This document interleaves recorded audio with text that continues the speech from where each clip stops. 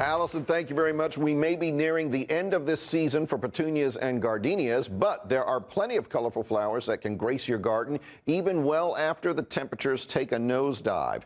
Our garden expert, Derek Thomas from Thomas Landscapes, joins us now. Good to see you. Speaking of noses, I have a question for you. Yes. What am I smelling? It is not pleasant.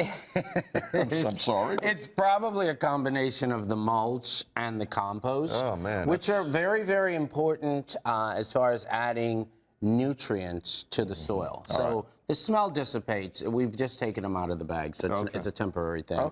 But you definitely want to have compost added to the soil at this time of the year, a good potting mix if you're doing things in the planters, and a mulch, which is going to help to retain moisture.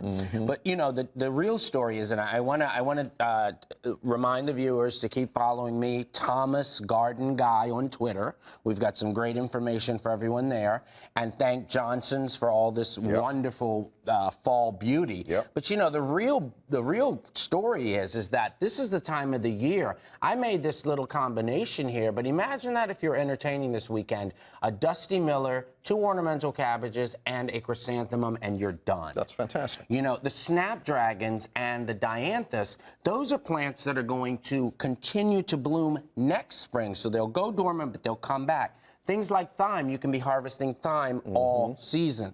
But what I wanted to show the viewers was this is a summer planter. What I want to do here is actually dismantle this planter.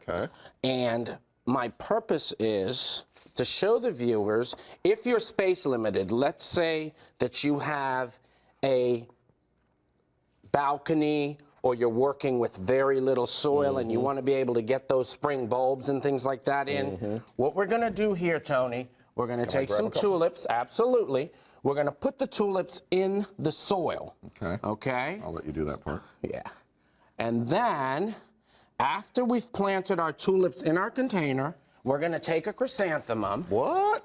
Yeah, we're going to put the chrysanthemum on top? Right on top of those. Really? And suddenly, our summer planter has turned into a fall planter.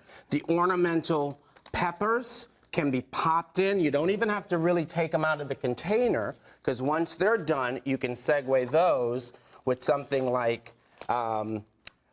pansies or what have you. When this vine goes away, you can add in maybe an ivy or something that's going to be cold hardy.